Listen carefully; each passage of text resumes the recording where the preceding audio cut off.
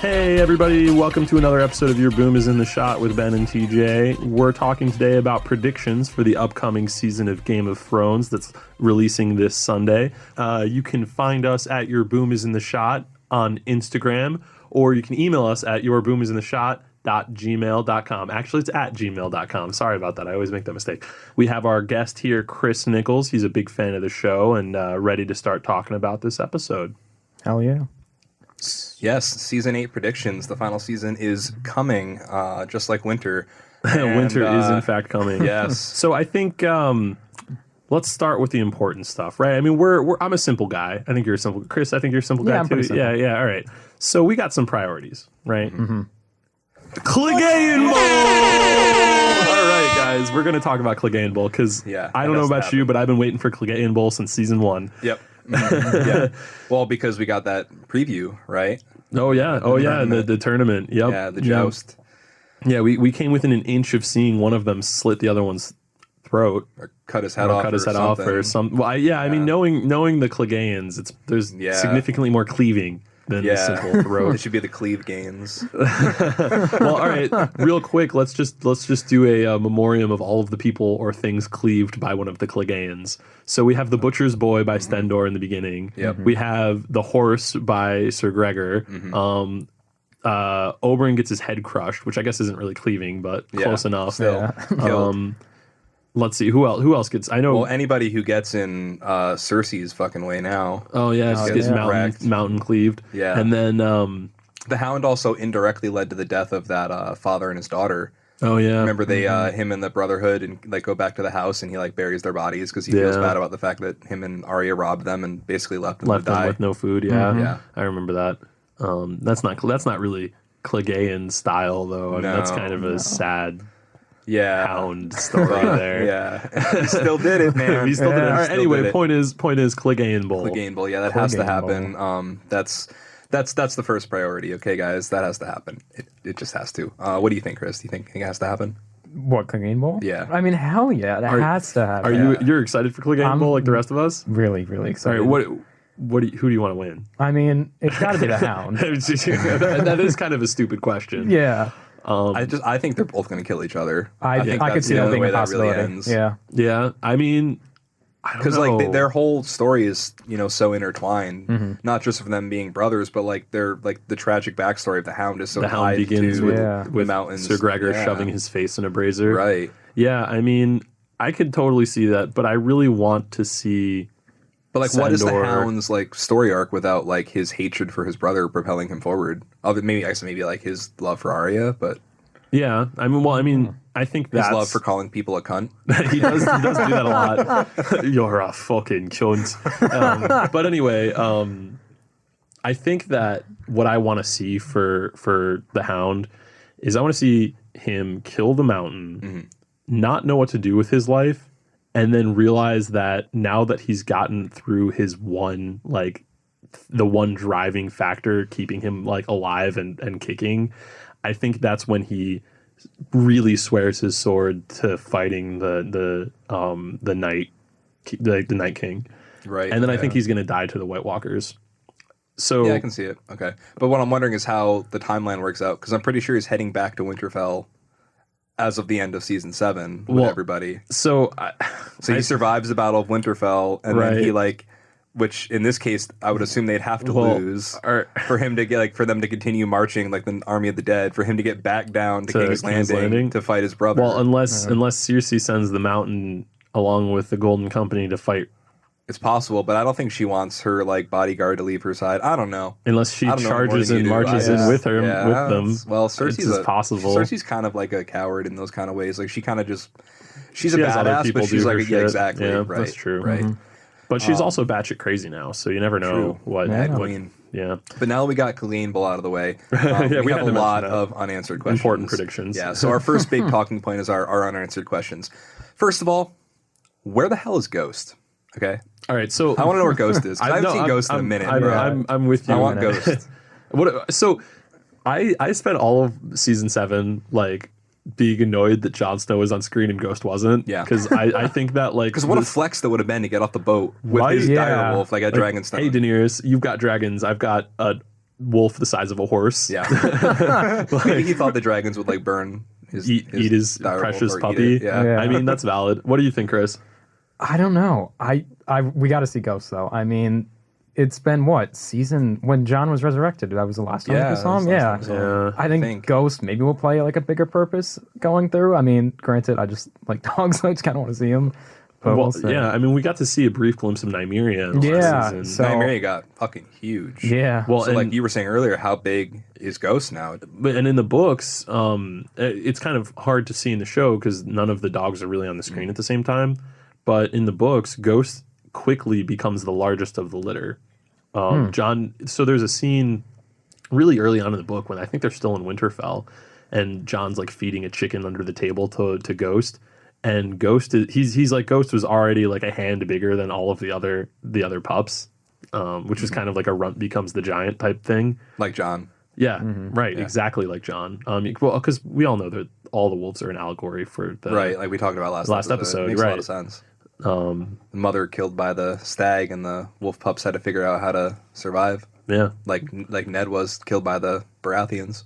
Right? Yeah, absolutely. Yeah, no, Yep. We talked about that already. Speaking while we're on Ghost though, like how about Nymeria? Like we saw her, right? Oh, she's coming back. We know she's in Riverlands. She's coming back. She's going to play a role in the final battle. So here's my thing. Here's my take on that. I think that Nymeria is either going to fight with her giant wolf pack in whatever last stand happens between the warm-blooded good creatures and the Night King's army, or we're gonna see Nymeria show up as a zombie dog. Ooh. And then Arya will have to put her down. Yeah. Ooh, that'd be messed up. Damn. Yeah. Any you got any thoughts, Chris?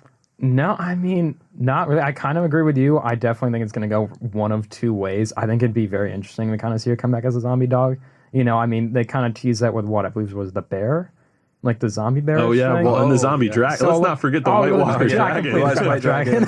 So I mean, they definitely have teased like animals kind of turning into that. So I definitely think Nymeria. So one question I want to ask you, Chris, because I know you have a deep investment in these two characters. How do you think the inevitable reveal of Jon's real parentage as a legitimate Targaryen, as the heir to the Iron Throne, the rightful heir, will affect him and Dany's relationship, if at all? It definitely will.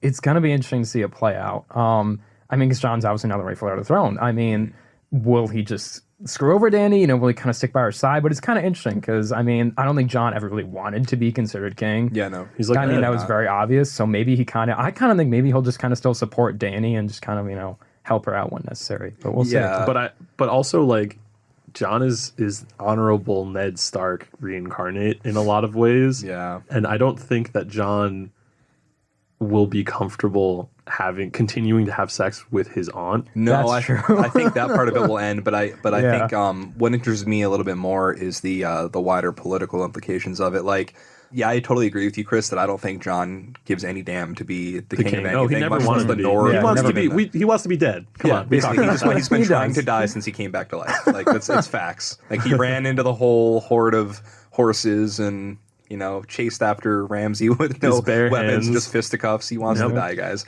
But I think Jon won't care outside of just not wanting to screw his aunt. But I think Dany might be threatened. Oh, I have a feeling with her power thirst, you know. As much as I love Dany, I think she's gonna. Well, she's going down that. Well, that kind of challenges my claim. Yeah. I don't know how I feel about. Well, when we're gonna I think we're gonna get to this in predictions, but like Dany's going down a route that's dangerous. Yeah. I mean, there's a possibility that she could be a crazy Targaryen. Yeah. Oh, we got to talk about your generation skipping. Yeah, we'll get there. Yes. But I do think that one important thing to consider with the Jon discovering about his relation to Dany. So, what if Dany is with child? Like, what if Dany gets pregnant and then Jon finds out? Right. Because that's a political implication. There are political implications to that, and what will Jon do knowing that he's about to sire an incest baby? If anything, will he care? Well, I think he will because he's. I think honored. He'll be upset by it, but I don't think he's gonna kill her. I think it'll break him. Like, well, I think it'll break him, and I think he'll give up being Jon Snow and become Targaryen because I think at that point he's like, all right, everything I know is wrong. I have this son or daughter that I love that's not born yet. Right. I have this woman that I love who's my aunt, and I'm now finding out that I'm not even a bastard. The whole like center of Jon's existence is his bastardom, and he is not. And he's not a bastard, but he's also not a Stark. Ned Stark. Yeah. Right. He is a Stark, but he's not the son of Ned Stark. No, Ned is his uncle, not his father. Yeah, which is like. Even though he's like the most Ned of all the kids. Well, I was going to say except Arya, but then Arya's that's only up there. She's, like I said, I think she's more like Lyanna than she is like Ned. Yeah. And I think that because she's wild. She's not the reserved stoic that Ned is. She's like, she got wolf's blood. Well, speaking of wild, loaded question, but what do you guys think the Night King really wants here? If anything at all, is he just the force of nature? Do you think there's some kind of goal here? We know how he got created, right? The children of the forest, took one, descendant of the first men and turned him into this creature to defeat the first men, right? And it got out of hand. Mm-hmm. And so they've just been kind of in that place beyond, the known world, gathering forces, and now they're coming. But do you guys think they have any kind of mission at all? To kill everything that's living. Yeah, that's probably right. I think that's like I think it's simple. I think it's supposed to be simple. The Night King is the personification of natural, like, global warming. Yeah, I mean, no purpose. Just while you guys were all squabbling. You fucked yourself over, and now we're gonna come over and we're gonna destroy the world, or you're gonna destroy the world through your own actions, essentially. Yeah. Mm-hmm. So, you say loaded question, but I think that's a pan shot of a question. It seems pretty simple to me. It's got a simple answer. Well, speaking of pan shots, because I think Euron is just a pan shot in general. This whole character is just like a pan shot of a character. I think, Chris, you were saying something earlier about that. He didn't hit nothing important. What do you think, didn't Chris? like Euron? I just don't like him. I just think he got added too late in the show to really kind of have him develop as a character and actually be meaningful in some sense in the story. I mean, he's going to get like the Golden Company and all, but other than that, I mean... He's kind of just like an asshole. Well, he just showed up. He just showed up. Theon, he just showed up and was like, "Yo, Cersei, you're hot. Let's get married, dog." Oh, that's right. I put my finger in your butthole. Yeah. That's literally that's the point. He does say that. Does she like a finger in the bum? Yeah. Mm-hmm. And his big mutton chops. Which is the only thing I can picture when I think he's a heavy metal pirate. God, that's awful. Yeah, he's got his guy liner and everything. Yep. Do you think he's gonna betray Cersei? I think he's going to die. He's going to get too power hungry. I think he's going to try to and get What killed. if Theon kills him, saving Yara?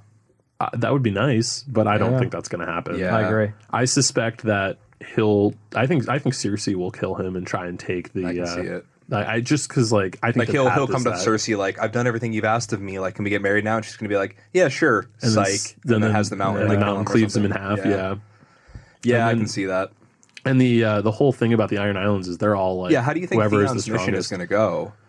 Because right now, as far as we know, like Theon is on his way with like some boats of dudes or a boat, I don't know, like of Iron Islanders. I'm 80% on Theon. Okay. We're gonna get to that, but I think Theon's gonna die. I think that.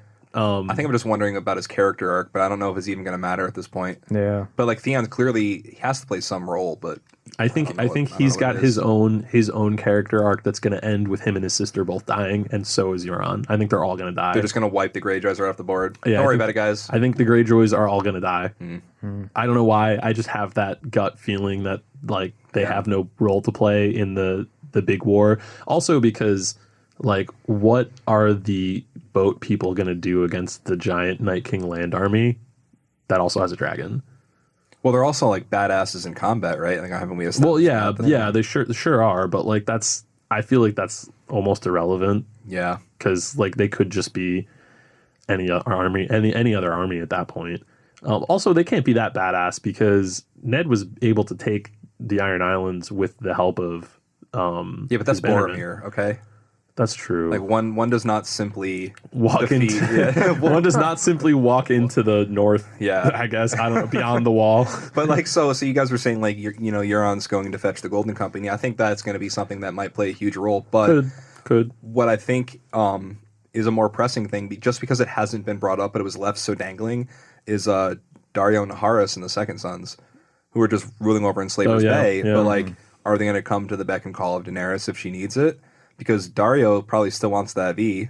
Oh, of course he does. Everybody wants that Daenerys V. I mean, true. like, why not? I mean, well, I talked about it in my last episode. Dude. Like, she's one of the reasons why I watched this show. Oh my titties, bro. Yeah, come on, man. Hey, listen, okay, I was like 12. No, hey, fair enough, man. It was a little older fair than enough, but still. Yeah, I was a little older than that too. But I was like 14, but like still. Yep. What do you think of them Khaleesi titties, Chris? Oh my gosh, I have no answer to that. Yeah, Chris. Oh, Chris. He just doesn't want to be Chris, on record. You're too pure for this world. We don't deserve you. Oh man. All right, so I think that's pretty much answers our unanswered questions. Well, or brings them up at least. I don't think we have any answers for them because we won't have any answer until the show's over. But in terms of, there's been a lot of theories throughout the show's entire run, especially as it relates to the books and the ways that it's diverged, but also stayed true. And all of our theories obviously have to come to a head in this final season. So, I want to talk about some of the favorite theories of that have been brought up by the internet. Oh yeah.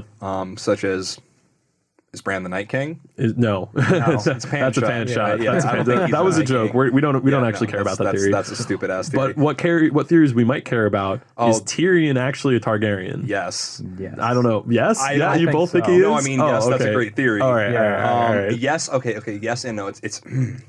I think it has a lot of merit. I think it has a ton of merit. Yeah. Based on the stuff that's in the books of him talking about his dreams, riding dragons, the fact that the dragons, all that stuff that I was bringing up this morning. Right. The only stuff that Dany, well, like the other thing that I was saying, like from the stuff that's been presented in the show is like not only like Tywin always being like you're no son of mine, and the fact that his mother died in childbirth, like Targaryen mothers often do. The fact that him and Jon are the only characters outside of Dany who have been able to like approach the dragons and not get roasted. Yeah. I think there's merit to it, but I just think it's more interesting. It's more interesting if he's a Lannister because he's so not like the other Lannisters in the show. Oh, I agree. I think he's and I think there's a whole aspect of Lannister as he's like I was talking earlier about the origins of the Lannisters, like Lan the Cunning, and I think that like Tyrion is the embodiment of what a Lannister is supposed to be, and Tywin is the embodiment of the bastardization of that like family. And the reason why like the Starks and thus the viewers have hated the Lannisters since the beginning of the show is because of Tywin's legacy, which is the incredible recent aspect of the Lannisters as a family. Yeah. So I think that like Tyrion is indicative of what the Lannister as a house is supposed to be, not Tywin or Cersei or Jaime. But that's just my opinion. Well, so what do you guys think it's going to be revealed to be? Do you think it's going to be revealed at all? You think he is or he isn't? So I think that my theory personally is I think that they were writing it. George R.R. Martin wrote the story for it to be a possibility, and then I don't know how. I haven't read all the books, so I've read the first two. I'm in the process, and the show is different anyway, so it doesn't matter. But I think he was written to be able to be a Targaryen. Like that could have been a possibility for the future, maybe even a red herring. But like I have this feeling that they won't do that. Yeah. I think because that kind of gets kind of hokey. It might just get it does get hokey because it makes the world smaller in a way where it's like, oh, everybody's a Targaryen, so what the fuck does any of this matter? Yeah. And it was a big enough twist when John was a Targaryen. Yeah. It kind of like how many secret Targaryens do we have? We don't need another Targaryen. Right. Too many Targaryens in the kitchen, bro. What about the speaking of kitchens, what's his name? Hot Pie? Hot Pie is a Targaryen. Hot Pie is a Targaryen. Of course he is. Yeah. Oh, man. That's how he cooks the pie so perfectly. he holds them with his bare hands. Speaking of Tyrion, is he in love with Daenerys? What do you guys think? No. Yeah, I don't think so. I think maybe he admires her. He might be slightly infatuated, but I don't think he loves her. That's another big theory that's been going around for a while. Tyrion's still like brokenhearted over Shay. Yeah, I don't think he's not ready to love somebody again yet. He can't be. He's got too much on his plate to be thinking about that. He's also I think he's too much of a rational person to feel like that's something he could have time to care about. Like I feel like Jon Snow is passionate enough that he can have like a romance in the middle of a war, but I don't think that Tyrion is personally. Yeah. I mean, I could see it, but it's the same. Like it's the same thing as like everybody being a Targaryen. Like you said this earlier. Like Everybody's in love with Daenerys. Like, what if there's another person who's in love with Daenerys? It's just a story of this hot chick that everyone's in love with. Yeah, that does feel how like that. I feel like that's how the show is sometimes. Yeah, Jorah and fair enough. Dario and like Drogo and Jon. Like, I'd bend the knee. Me too, dude. Me too. The Lord's kiss. Me too. But do you guys? So part of that, the other side of that Tyrion theory with Daenerys is instead of him being in love with her, maybe he made a backdoor deal with Cersei in that final episode. I don't want to believe it. To betray Daenerys. I definitely think there's a chance, but I kind of like you said, I don't want to believe it because Tyrion's, I feel like, always kind of been like the better Lannister, like, what, like you said, like what Lannisters should be, but like at the same time, I think he does kind of see Dany as a threat and kind of turning into like the Mad Queen. So we'll see. She is turning. She's going that route. Yeah. She burned the Tarleys on the in Dragonfire. Yep. Like a true Targaryen. All the other Lannisters too. She was like, bend the knee or die. Yeah. And Tyrion was like, might I suggest the third option? Yeah. No. And she was like, no. Nope. Like, fuck you. No. Yeah. Oh, man. But that sows kind of the seeds for Tyrion potentially being worried about being able to keep her, on a leash in a way, like without. Well, and talking about predictions, I was saying earlier, what about the idea that Tyrion kills Dany? Yeah, that's a possibility. I think that's a thing, and like she gets too out of control, and he has to do it. Well, and I was thinking that we were talking about sort of the whole Tyrion kills Dany out of jealousy or out of like, fear or what have you. But I think if Tyrion kills Dany, it's because Dany is lost. Like she's no longer Daenerys, the chain breaker. Like she's Daenerys, the Mad Queen. Yeah. And I'm afraid that might happen. And this plays into that theory that you hinted at a little while ago of the every other Targaryen is crazy whole thing. Mm-hmm. So, and I remember hearing this theory seasons ago. And I guess it centers around one of the supplementary books that George R.R. Martin published about the history of the Targaryen family and how every other Targaryen born is like batshit crazy. So like 50% of the Targaryens are nuts. And it kind of checks out with like the way the show is. Like if you look at Aemon and Aerys, like Aerys is the Mad King. He's batshit crazy. His older brother is totally normal. Yeah. In fact, not only normal, but like awesome. But so where the rug gets pulled out here is that everyone's going, oh, it makes sense because Viserys and then Dany is evil as shit, and Dany's like, great. But then you realize that Jon is actually like involved. He's between Viserys and Dany. Yeah. So it would go Rhaegar, Viserys, Jon, Dany, which would make Dany a Mad Queen and Jon the good one, assuming that Jon isn't crazy, which nobody thinks he's crazy. He's seems crazy in insane. Love with his aunt. That's true. I mean, come on, it's not like incest is like a real crime in this show. It is though. Remember when Cersei was paraded naked through the streets for having incest? That's because religion's bullshit. All right, TJ. Go have sex with your sister. Okay. Go ahead. Okay, fine, fair enough. I don't have a sister, so. I mean, me neither. So I guess, honestly, we can both agree that it's fine. Awesome. Who cares? Yeah, cool. it doesn't matter anyway. Speaking of fucking our sisters, though, what do we think of the Valonqar prophecy? Jaime's going to kill Cersei. Maggie the Frog told Cersei this whole prophecy. And this part again, this part was left out of the show, and it's in the books. What was in the show and in the books was that Maggie the Frog told Cersei, you're going to have 3 blonde-headed kids, and they're all going to die. Gold will be their shrouds. And and you're going to die, but before... Oh, she also said that she was going to be usurped by a younger, more beautiful queen. Yep. And that you're going to die, but, before you die and you go out forever, you have the life choked out of you by the Valonqar, which is High Valyrian for little brother. Now, both of Cersei's brothers are technically younger than her, because even Jaime was born after her. Cersei. Yeah, even though they're twins. So if that theory turns out to have some weight to it, even though the show didn't include it, it could be either of them. Jaime's going to do it. Tyrion can't do it. Well, especially because Cersei spent her whole life believing that it's Tyrion. Oh, yeah. Right? Oh, yeah, for sure. Well, she hates Tyrion. Yeah. And Tywin hates Tyrion, and Tyrion's the perfect scapegoat, and she loves Jaime, and she fucks Jaime, and Jaime is her soulmate / lover. But like, we've been watching the show up till now. We've seen that Jaime has doubts. Yeah. And Jaime has other romantic interest possibilities elsewhere in the show, which we're going to talk about in our last minute ships portion of this episode. Ben, you are like the king of like the hints. Well, like, it's all entwined. Guys. It's all entwined. Keep listening, and more interesting stuff will come. But like I said, we've been watching up till now. Jaime, he's having some serious doubts about Cersei, right? I mean, it's true. We've been watching the looks he's been giving her when she's been doing this Mad Queen shit. I mean, it really started when him and Bronn came back after she blew up the Sept. Yeah. And he saw her on the throne, and he was like, What happened? Where's our son? Mm-hmm. You know? Yeah. And then, in the beginning of season 7, she's like, whatever, they're all dead now. And he's like, for real, though? And then especially once they showed them the white, and Cersei was like, nah, we're not gonna, protect. We're not gonna help them or whatever. Right. Like, whatever most irrational decision she's made. This is the most important battle of humanity, and you're just gonna sit it out.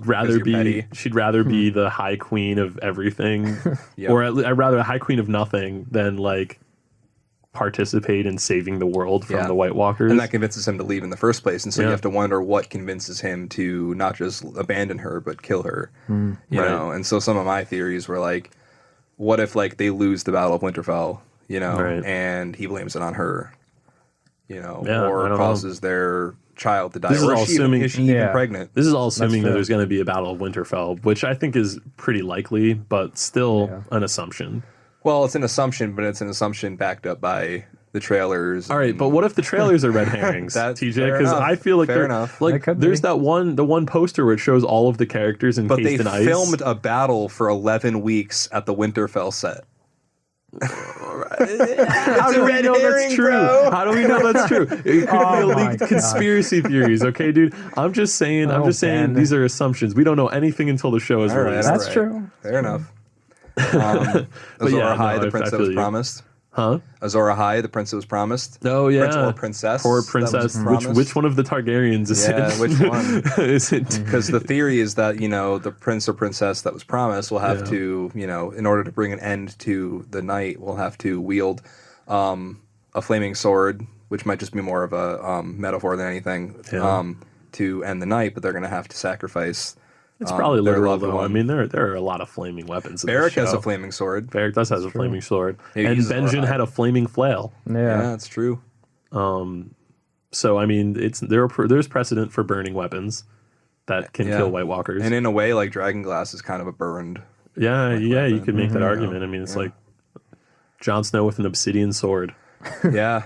But what do you think, Chris? Azor Ahai? You think it's Jon or Dany or Beric or anybody? I definitely think there's a possibility. I mean, I feel like it. Come on, Chris, you're giving us these wishy-washy answers. I want concrete. I want pictures of Spider-Man. Pick a side of the war. I know. I'm just going based off assumptions. Pictures of Spider-Man. All right, how about this? I confidently believe it's going to be Jon. Okay. I mean, I feel like the show has almost set him up for this in some sense, In the sense that he's going to have to sacrifice Daenerys in order to bring an end to the night. I mean, something like that. Either maybe even himself, maybe Ghost. I think. But I want it to be Jon because I'm more invested in Jon, and I'm starting to have Daenerys doubts. Yeah. But I think what's more likely is that Jon will sacrifice himself. For Dany, and Dany will be. I would see that as well. Be the prophetic child with the burning weapon. Yeah. Assuming that one of them has to sacrifice the other. Assuming that this whole prophecy is even valid, which it could. Maybe that's what keeps her from going over the edge, is that she gets so broken by Jon's loss that she learns to soften up, or at least not go too crazy, because it could just fundamentally change her as a human being. It's true. I mean, if she falls in love with Jon, which she basically has at this point, and then Jon dies. But then again, Jon's whole MO is being a sad boy. So sad boy TM. She could just die. She's in for some heartbreak. Yeah, she better turn on the vaporwave tunes, because she doesn't know what it's like to live with a sad boy. Nope. But Jon is a sad boy. Big Jon is a sad boy. So I think we should go into our next big talking point, which is meetups / reunions. Oh, I'm excited for this. We got some cool ones on here. I think first and foremost, a really cool one would be Jon and Arya. Yeah, well, because I they haven't mean, seen each other since season and one. they're also that's a foregone conclusion. It's and happening. they're also of all the Stark kids, they have the tightest bond. Yeah, they have real love for each other. Yeah, well, they're the only two that look like Ned. Yeah. They're both different. They're both He like gave her a needle. He gave her needle. Yes, yes, that's like one He of their recognized biggest. her potential as like not being a lady but being a warrior. Yep. Yeah, and he was able to do that because he wasn't one of the, he was a quote unquote bastard. He was on the outside, but he was able to see her for what she is and appreciate that about her. And I think that like they were the two loners of the Stark like children. Yeah. Yeah. Because even Rob like had Theon too, and that was like a big aspect of their growing up. Sansa was so interested in being a princess and ruling the land. Well, she wanted to be a pretty magical fairy princess. Yeah. I mean, she's grown a lot since then. Yeah. But she's still an ambitious woman. Yes. She's just grown to a much more mature, ambitious woman. She is the spitting image of Catelyn. Yeah, in a lot of ways. She's the Lady of Winterfell. Yes. I think that's a legitimate way for the show to end is with Sansa as the ruler of the North as Lady of Winterfell. But her being a mature ruling woman, I think it'll be an interesting meetup for her to meet Dany because that's another like pretty much foregone conclusion. Oh my god, Dany's I can't wait to see the Lady of Winterfell. I cannot wait to see Sansa's disapproving sister act. Well, she's going to be pissed. She didn't want Jon to go down south in the first place. Right, now he's coming the knee to a Targaryen. And come back with a new girl to fuck. Yeah, she's she'd be like, you're thinking with your dick, bro. Like, stop thinking with your dick, bro. Am I wrong? No, that's exactly what she's going to think. I mean, and it's going to be a mess because she's already not happy that Jon was king, that Jon was named king of the North, right? She was already like, come on, that was my spot. And then called him out in front of the lords to not go south. Right, and then he did anyway, and now they're having doubts about Jon, and Jon's going to come back and be like, hey guys, I pledged you all to the Targaryens. What? Yep. And then it's going to come out that he's a Targaryen, and then they're all going to be all... This is one of my theories. There's going to be some major discord when it if it comes out that Jon's the North Targaryen. Turns on Jon. Yeah. How could they not? It's going to be maybe Bear Island because Lyanna will be like, no. Oh yeah, she'll be the voice of reason. But I mean, it's going to be just like the Night's Watch. This is the Night's Watch happening all over again. He left his people, right? Went to the other people who are strange and different, and was like, no, everybody, we need to do what they want to do, and then brought them back and is like, we can all be friends. I mean, can he really make the same mistake twice?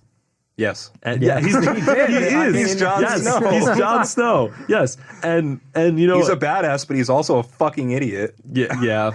Well, no, I don't even think that he's an idiot. I think that he's too noble for his own good. Yeah. Like son of Ned. He is the son of Ned. Yeah. Even if he's not literally. Yeah. Or biologically. But as far as I'm concerned, he is like really like the real son of Ned in so many ways. Oh yeah. Yeah. Noble too. He's the most like Ned of anybody. I mean, even Rob was more like the older brother Brendan than he was like Ned. I mean, he had that wolf's blood. I mean, he was out there being the king of the North and fighting and doing things that being the kind of leader that Ned never wanted to be. So what about Arya and Dany? I think Dany's gonna be really polite to Arya, and I think Arya's gonna do that like sticking her nose up at her thing, whole routine of like, I'm not threatened by you. You're just a Dany, and I'm Arya. Oh, look at you, pretty girl. Yeah. Well, and I think I have a feeling that if anybody in the Stark family, like if anybody in the North at this point gets along with Daenerys, I think it'll be Arya. Because it'll be like game recognizing game in a way. Her being like I don't even mean that in like that kind of way. Just being like you're a badass woman, I'm a badass woman, in the same way that Arya and Brienne had that same kind of experience. And I also think that the one of two outcomes is either that Arya is going to be like, oh, Jon's with a woman, and now I'm immediately protective of Jon, which is possible because she's his favorite big brother, or it's going to be, oh, Jon's got a new like girlfriend. I really want to be around this cool new Jon's girlfriend person because now like they could be like sisters, Like Daenerys could be the sister Arya that Arya never had. that I wonder if she'll even care. I don't even think she will because she's not Arya anymore. She's like a fucking cyborg assassin. Oh yeah, Arya's going nuts too. That's like the whole other thing that's happening. She's broken. And something has to happen for her story arc, because she has to like re-find her humanity. Yeah. Oh yeah, and I think that's going to be a big aspect of this season is either she dies or she becomes normal again. Because I can't see them letting her stay this like killing machine, sadistic like nightmare person. Yeah, like she's broken right now. She's scary as fuck. Yeah, she is. Like she's scarier than the Night King. But I do think that they're moving in the right direction because she was able to sort of get on the same terms as Sansa. Right. Which I think that if she was as bad as she seems like, excuse me, sorry. If she was as bad as she seems like she might be, I think she would have killed Sansa instead of like doing the whole Littlefinger's trying to manipulate us thing. Right. Because I think she would have just been like, I'll kill him too. Yeah. Because I think that's the kind of, that's the way Arya seems. Like after you see her murder Walter Frey, you're like, oh wow, and then feed him his own children. Feeds him his kids and you're like, and then inhabits his body to kill the rest of his family. Right. So then, exactly my point. So I'm like, at that point, you're like, Arya is not Arya anymore. Yeah. But then I think that when Sansa at the same time, you're like, have that moment, if I was in Arya's shoes, you do the same I would thing. get revenge for the Red Wedding. Yeah. Yes. Who wouldn't? Who wouldn't? It's just the way that she does it is so brutal. Brutal. Right. Yeah. But the way that the Red Wedding happened was brutal. True. Walter Frey got what was coming to him. I just think that, Arya seems kind of like broken at this point. She doesn't react the way normal people react to things. Yeah. Like she laughs. It's like the way that she killed Littlefinger when she just like walked up and it was just like killed him. Yeah. Just like it was nothing. Yeah. And she is an assassin now, so like that makes sense. Yeah. But like I just don't want her to see. I don't want Arya to be feral, and I think that's like the way she seems right now. Maybe killing Nymeria brings her back to. Nymeria becomes zombie dog, and she has to put down. Oh my god! Wow, the metaphor continues. Damn, dude, TJ, you just blew my mind. That's not a pan shot. No, that is hitting everything important. Yeah, it is. Yeah, I liked that take. That was a hot take. Speaking of people who are important, Tyrion. Very smart man hated by his father, meeting another very smart man hated by his father, and Samwell Tarly. Tarly. I think that you brought that was a you idea, and I think that I like that because I think they're two characters who have a lot to learn from each other. I think that Sam represents this sort of like homemaker, like fatherly, kind spirit that Tyrion maybe has never experienced before, or like the closest he's gotten to it was Jon, and Jon's a sad boy. Such a sad boy. But like for Sam, Tyrion represents this confidence and this power in being who you are that Sam just doesn't have. And I think that them meeting each other could be really powerful for both characters. Yeah. So I like that idea. What do you think, Chris? What's that? Any predictions for that potential meetup? You think it'll even happen? I mean, they're both going to be at Winterfell, right? Yeah. I mean, it might happen because I don't think they've ever met in the past. No. If I'm correct. No. So no, because they literally just barely missed each other because Sam arrived at the wall right after Tyrion left. Yeah, it would definitely be interesting. I don't know if it's even going to have time. I mean, just because, like, why would you even introduce, like, this whole, like, new kind of, like, not relationship, but I guess friendship, if you will, it's now so late. So yeah. Well, I think one friendship, well, not even friendship, but meetup that I think you have to introduce, even if it's this late, speaking of Sam still, is Sam and Bran. Oh, yeah. Because they're going to have to compare notes on the whole parents thing.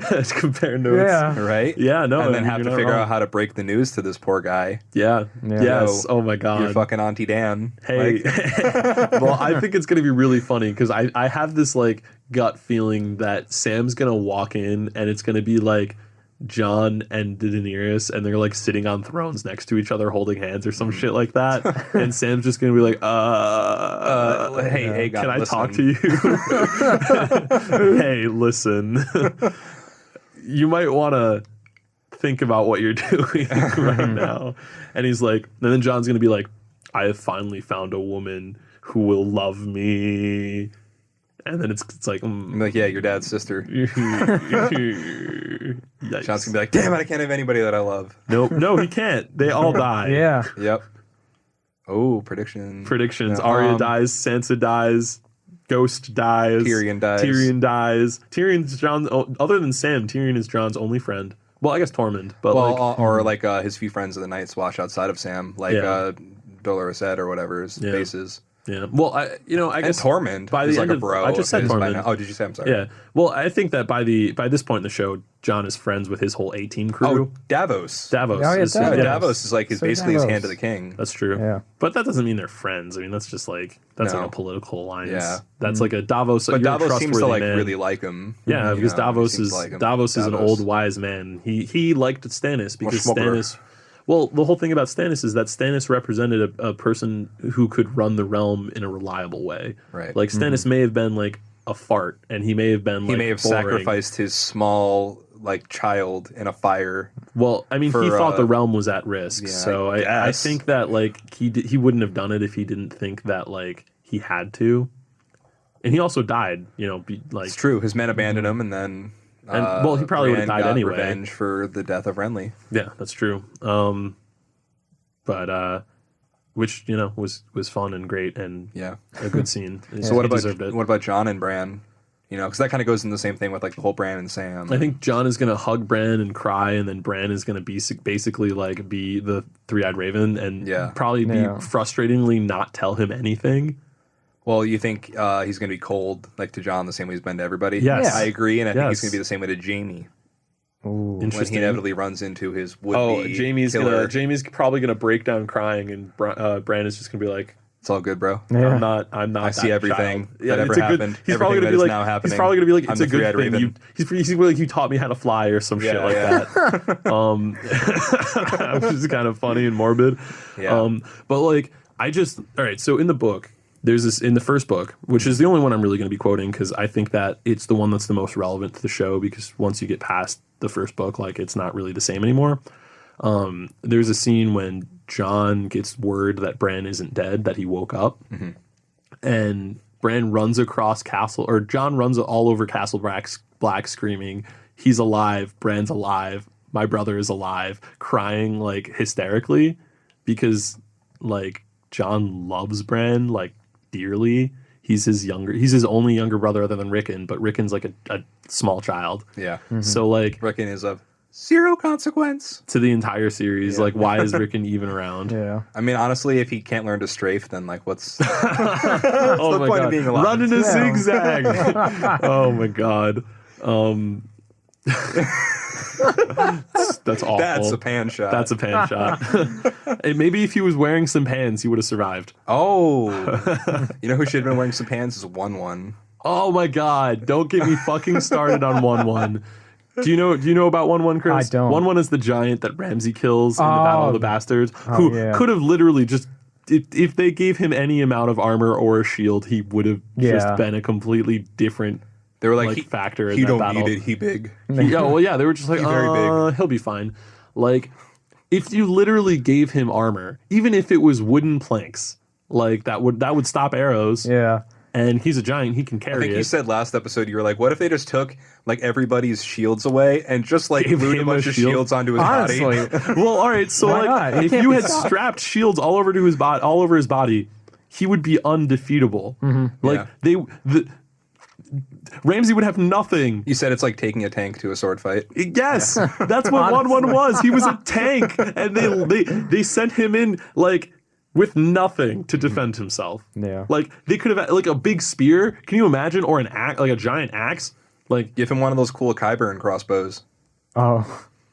Give him a bow like the fucking giants at the Watchers on the Wall episode. Oh, give him a big old Gendry hammer. If Gendry made him a giant hammer, could you imagine? Anyway, that's besides the point.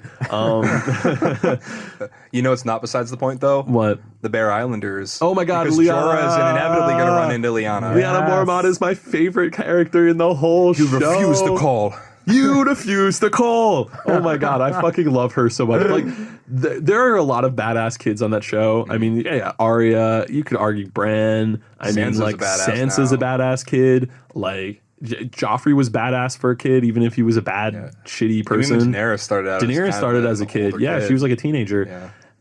But like Lyanna Mormont, oh my god, she is hard as hell. She does not give a fuck. She's the head of Bear Island, and I don't know how she's gonna feel about old Uncle Jorah, the disgrace of the family, coming in. And I think she'll be smart enough. No, she's too smart. She's too smart. Jorah's gonna come back and she's gonna be like Uncle, and he's gonna be like, Lyanna, and he's gonna be like, and she's gonna be like, I'm glad you're back, and then he's gonna be like, me too, and that's gonna be it. I think that's all we're gonna see. And then she's gonna be like, I suppose you want my throne, and he's gonna be like, I couldn't take it even if I wanted to. But do you have Longclaw, bro? Nah, I gave that to John. Yeah, that's probably a good call. Yeah. Oh man. So, how about the Hound and Arya? Oh, father-daughter reunion. That could be really cute. It's gonna bring a tear to his eye. Papa, he's gonna be so proud of her. Papa Hound. Because like last time they saw each other was before all the Faceless Men stuff, so she's become even more badass. She could kill him with her pinky finger. She could have killed him like back. Well, right before her to. When he was just when he was like, please, I'm bleeding out, and she was like, nah. When all she was a Bravosi water dancer. For those who taught you those moves? The greatest swordsman who ever lived. Syrio Forel. Syrio Forel. Do you know what's funny about Syrio Forel? In the book, he's described as like a huge nosed bald guy, and he's like an afroed. Like normal sized guy, awesome. Like just like a cool looking guy. Anyway, I just thought that was funny. But speaking of Arya, Gendry and Arya, anybody? Oh, that's are we getting to the ships now? We're in the ships now. Oh my god! All right. Our next topic is last minute ships. It's last minute because it's the fucking end of the story, guys. But characters that we ship okay? that we've been waiting. We're going to get on the ship train for here. Gendry and Arya. Like they're perfect, right? They are perfect for each other because they both like neither of them want to be like lordlings, and they're both like super badasses in their own ways. And so I was popping off earlier. Chris, they got the hots for each other. Like clearly, oh my god, they've got such good chemistry. So I was popping off earlier about like how there's a scene in the first book where Ned describes Arya as being like his sister Lyanna, and he's like yeah, you're just like her. You have her world like the wolf's blood. And then Arya's response is like, wasn't Lyanna beautiful? And he was like, yeah. And there was like a nice touching father-daughter moment, but it goes further, right? So Arya is like Lyanna, but Gendry is like Robert. And if you remember, Robert was in love with Lyanna, like madly. They were going to get married. Yeah. Not that Lyanna wanted to, but she was tue busy with her Rhaegar dick. But But point is that there's a foundation, a family foundation. Not to mention that like Robert and Ned are best friends, and Gendry and Arya are like the two sort of they're in like the same tier in like age group, I guess. I feel like they've got more generational stuff, and like their situations are more similar than any other two characters. Yeah, well, and they also have the whole dynamic of like if she's a proxy for Lyanna, it's like John's a proxy for Ned to Robert. You know what I mean? Right, exactly. And then they have that whole little thing in the cave on Dragonstone when they're like, Davos is like, don't tell him what your heritage is. And he immediately is like, yo, I'm the son of Robert Baratheon. What up, dog? It's like, you're my our dads were best friends. Now we can be best friends too. I fucking love Gendry. Yeah, Gendry's a badass. Like you're shorter than I thought you'd be. Oh my gosh. His hammer is really annoying, though. And this is a tangent. Oh, Chris has some issues. How do you not like his hammer? It's so badass. Like, come on, it's different. Everyone has a sword. He's got a hammer. Tyrion made it just like he made Thor's. That's funny, but also that movie is bad. But also, for those of you who don't know, that was a Thor Ragnarok reference, and I think that movie is awful. It's an Infinity War. Oh, it was in Infinity War. Whatever. The movies bleed together. They're both shitty. Yeah. All right, another topic. That's a different episode, Chris. That's a different episode. Like, there are so many pan shots in that statement, sir. Anyway, no. All right, so TJ, you know this about me, but I'm a big like nerd for historical arms and armor, and like I'm a huge fan of like weapons, antique weapons. I think there's beauty and function in them, and they're all designed in a very particular way. And warhammers are some of the most interesting of like all of the sort of antique arms and armor.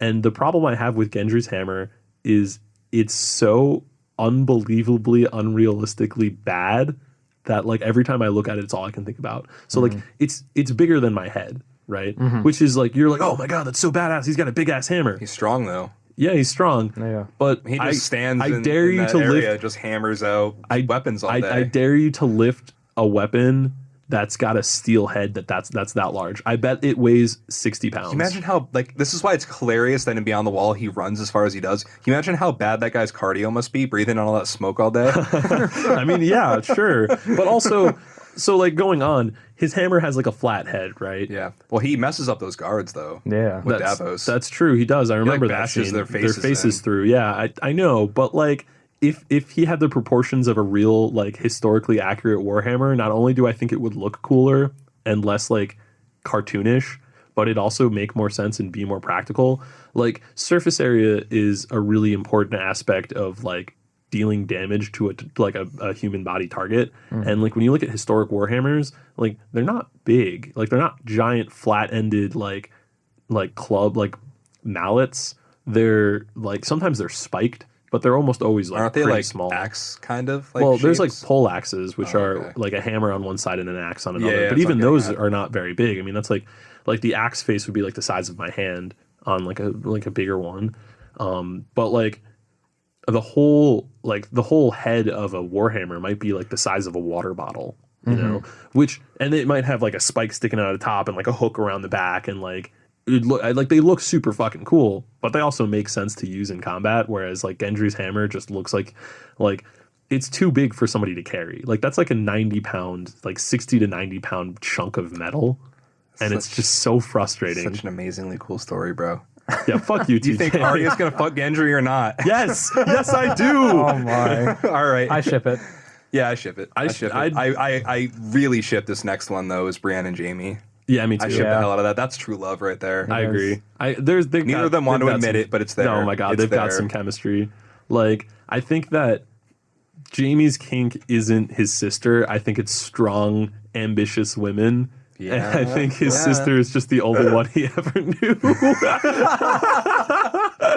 my You're god, not wrong, dude. Honestly. Yeah. Oh man, because like he meets Brienne and they're just like going at it, like giving each other the lovebird eyes. Of that, you know, if we go back to that episode that we mentioned in our honorable mentions last time about the bathtub scene, right, when he kind of like bears his heart for her. I think she's somebody who really let him open up and just like heard him out and like let him, like he bared his soul to her and she wasn't like, fuck you pussy. She was like, she like, you know, leveled with him, and she doesn't really say anything in that scene, but she doesn't reject him either. She kind of like respects him more as a person after that in a lot of ways. And I think that really touched him. Well, and that was a really touching moment. Like, I think for both of them, like that's like a little. And he saved her life from the bear too in that same episode. Yeah, well, but it's just like that's like this little tiny moment that the two of them shared, right? This romantic and like sort of heartfelt thing that Jaime doesn't have with any other character in the show. Like any of them, except maybe like Catelyn, kind of in a way. But she's dead, so like he has it with Tyrion. Right? Oh, he has Tyrion, it a few times Tyrion, because he definitely has it when he like meets him in the cells, and then when he lets him free. Yeah, that's right. There's Tyrion, but he's not going to fuck Tyrion, so I think we can rule that out. He likes his siblings. I mean, he's 1 for 2. Why not go 2 for 2? Oh, yikes! Oh gosh, that's a pan shot, TJ. Yeah, we got a lot lot of those in this episode. Incest is bad, but being attracted to dwarfs is really bad. TJ, no. TJ. Just kidding. I'm talking through the eyes of Jaime, right? He can't. Certain lines he can't. Let's just all agree that he and Brienne need to get together. Yeah, they do. No, there's gonna be a Brienne, Jaime, Tormund. They need to make big, beautiful blonde babies. Yeah, that would be cool. Oh yeah, Tormund. We can't forget about Tormund. See, I don't ship Brienne and Tormund, right? Everybody ships Brienne and Tormund, and I don't see it at all. I think it's hilarious. I think Tormund definitely has the hots for her, but Brienne is not into it. She's like, ew, the guy from Mastodon, not about it. That's so funny because he does look like the guy from Mastodon. Oh my god, that's funny. But like, yeah, no, I think that Tormund is not like. She wants somebody she wants a knightly partner. Yeah. And Tormund is... She wanted Renly. Yeah. Right. Yes. Which is kind of funny. Because he's gay? Because he's super gay. But Renly's also supposed to be, like, super hot. Yeah. Which is, like, Renly and Loras are both supposed to be, like, incredibly hot. Which is valid. But I think... Maybe Brienne just has the hots for super handsome dudes, because like Jaime's also supposed to be pretty attractive. Super handsome dudes like Pod the Rod. Pod is funny because I don't think Pod is supposed to be attractive. He's just supposed to have a big dick and be amazing at sex. So that's what I ship is Pod and anything with a vagina. That's valid. As long as he stays away from Arya. Yeah. I also ship Bran Stark and a personality. Yeah, yeah. I don't think the odds are good, but I ship. I ship. Oh well, I ship Ghost and the screen. Yeah. Okay. Yeah. Ghost and the general frame that we can see. Yeah. Ghost and screen time. Yeah. Ghost and the audience. Are there any other ships that we got? I ship Lady Lyanna Mormont continuing to be a badass. Yep, that's true. I also ship Tyrion Lannister and not dying. Yeah. No, I'm I don't with think you he's there. gonna die. I think he's gonna die. No, I get don't to want that. him What? to. No. I don't know. I'm Yeah, he's gonna die. torn. He's gonna die in episode 1. Oh God, that would be awful. That would be, yeah. All right, but speaking of things that are going to factor into the season, like Tyrion, there's some Valyrian steel weapons still at play here, guys. Yeah. And they've been a big deal the whole show. I mean, since Ice in episode 1. These Yeah, well, now steel it's Widow's swords Wail and Oathkeeper. right, which are still in play, right? And so I just wanted to quickly mention the Valyrian steel weapons that we know of that are still in play and who has them. So Jon Snow has Longclaw, the That's the ancestral most Valyrian obvious. steel sword of The Mormonts. the Mormonts, Yeah. and he was given to him by Jeor Mormont, Jorah's father, Yeah. the former Lord Commander. I could go on a whole other tangent about Yeah. how dumb that sword is. Whatever. Yes, the hilt's weird. It's or actually whatever, not yeah. that bad. It's okay. pretty good. But anyway, It's continue. a pretty sword though. It is pretty cool. Yeah. So Jorah refused it. Jon's still holding on to it. Samwell Tarly has taken Heartsbane. That's the ancestral Valyrian steel sword of Now, House Tarly. I don't She's remember. now the heir of. Yeah, he's the rightful owner of that weapon. I don't remember what it looks like in the show, but in the book, it's supposed to be a big ass like It's big ass. Yeah. great sword, just like Ice was. I think it might have a golden hilt too, if I'm not mistaken. that'd be pretty I cool. might be misremembering though. Oathkeeper, like you already said, Brienne has that. Jamie gave it to Fucking her. love Brienne. Because she keeps her oaths. Yeah. It's perfect for her. Yeah. And Jamie has Widow's Wail, which was when Tywin melted Ice down. into Widow's Wail, and Oathkeeper, he gave Widow's Wail to Joffrey as a wedding present, but Joffrey died that day. Yeah, it was dope. And his dad just took his father uncle. Yeah. Oh, I just want to take a step back real quick and go back to Oathkeeper. I choose to, and maybe this is my own headcanon, but I choose to look at Oathkeeper as an engagement ring. Oh, okay. Because, come on, Oathkeeper, At least it's a big promise. old golden sword. Yeah, it's a promise Yeah. sword. Yeah. Brienne's saving herself for Jamie. Oh, how adorable. I think Arya is saving herself for everything she wants to kill. Yeah, well, she has been. Well, she has her list. She's already checked quite a few off of it, but she also, don't forget, is in possession of the Valyrian steel dagger of Littlefinger's dagger. That Peter was supposed to Baelish, kill Pitire, Pitire, yeah, Baelish, Patyr, that awful man. yeah. I'm happy I loved and him, though. sad that he's dead. I loved and hated him. I Yes, loved to we all hate did. him. Yeah. We all did. We all did. Well, I love to hate Cersei, but Me too. I feel like with but I also root Peter for Cersei Baelish, in some ways because Cersei's just such a boss. it's like the episode. Like I feel like now I'm just ready for Cersei to die. But Oh, yeah. through most of last season, I was like, or Damn, like Cersei, season damn. 6, like season 5 and 6, I was like, damn Cersei, damn. Well, because after queen!" season 5, you're like, is this a Cersei Lannister redemption arc? yeah, right. Yeah. And then she kills everyone, and you're like, Nope. not in the way I was expecting. Fitting.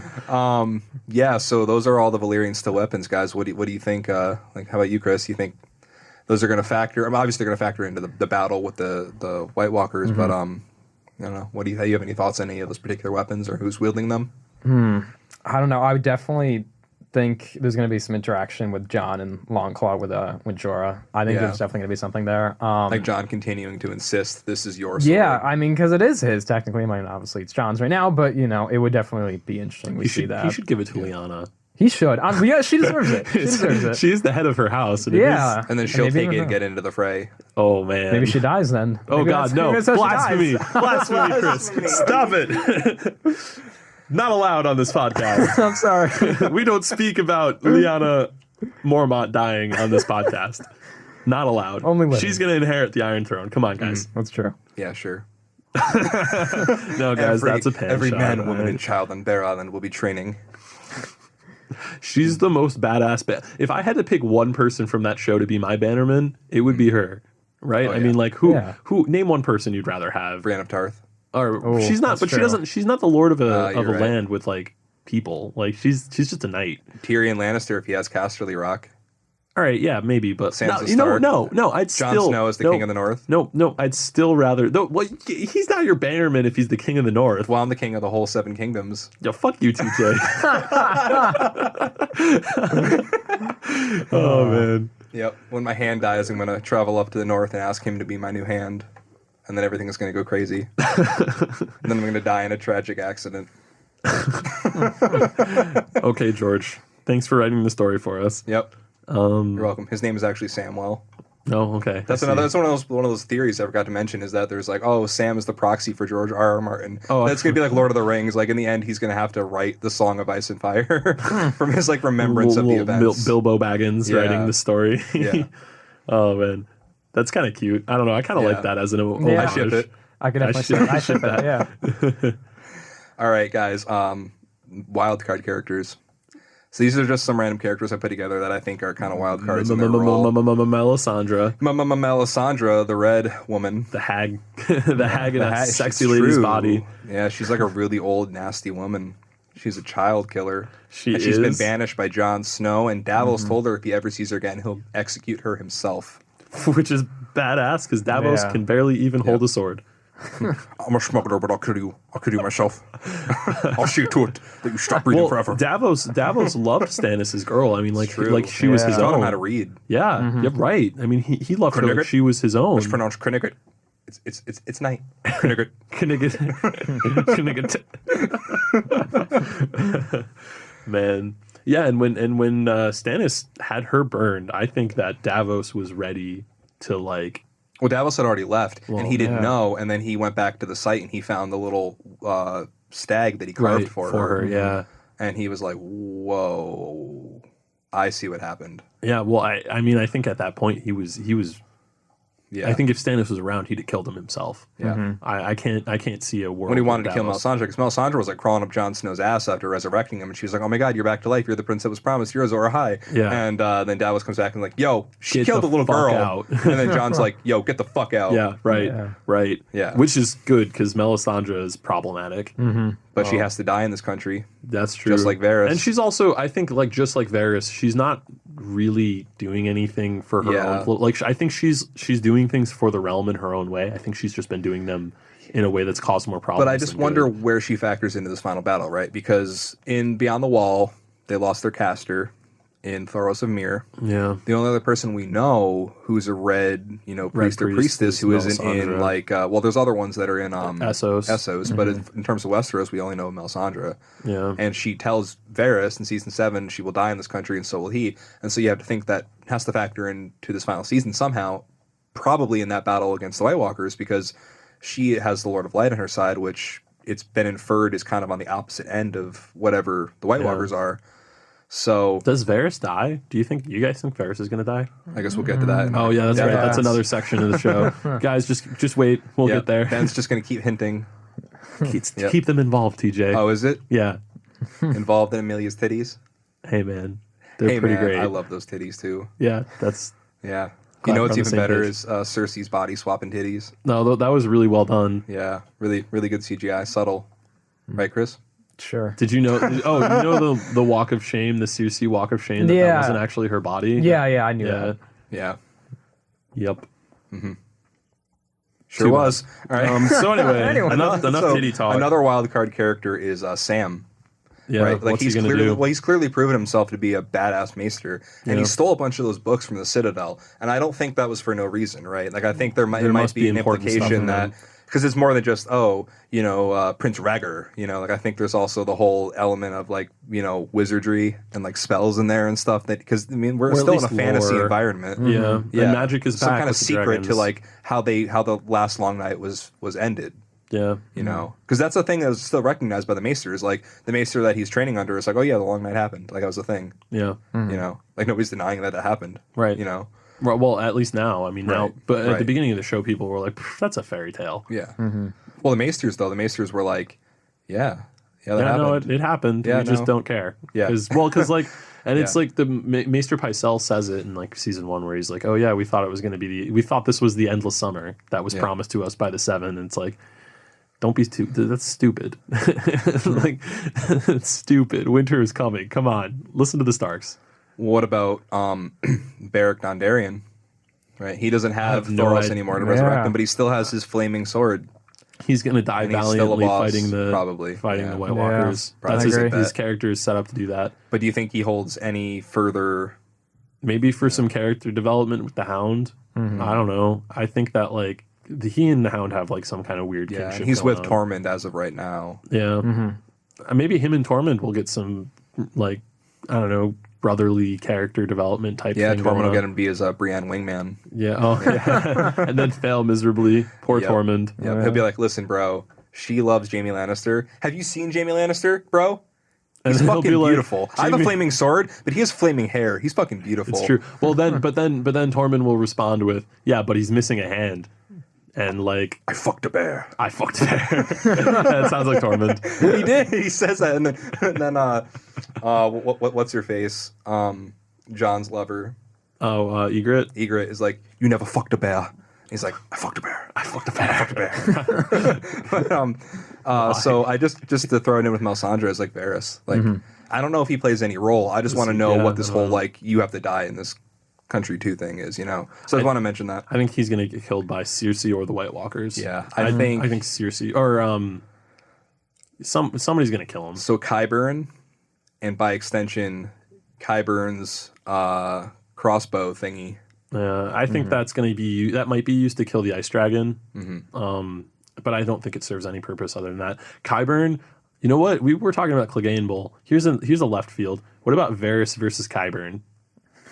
Varys versus Qyburn? Yeah, they slap each other to death because they're like, I don't know. I just think that'd be really awesome. Fight to see like a really bloody, gruesome, gritty like fisticuffs between Fat Man Varys and like. No, because Qyburn would start like throwing mystery potions at him, and turning him into like different like fairy tale creatures, like fucking what's her name from the Emperor's New Groove?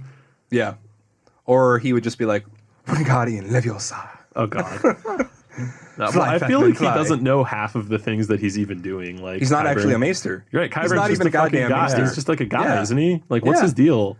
I don't know. I don't remember. He just knows some shit. Yeah, that's like, his deal. I read some illegal books once. Yeah, I can bring back an almost dead man, kind of, and make him a zombie boy.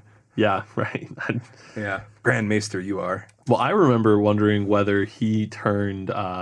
Like, I remember one of the theories that I had way back in the day was when the mountain was first brought back to life. I was like, oh shit, he's a white. Like, what if that's what's actually happening? And that, but you see how fascinated Qyburn was by that white and the white's hand. He was like, oh, how did you do that? Yeah. Because even that's beyond like what he knows. Qyburn's going to be a problem. Yeah. Yeah. Uh-huh. I mean, just saying. Or he's going to die trying to get samples of whites or something. What if he gets killed by his own creation? The mountain? He's like a Dr. Frankenstein or something.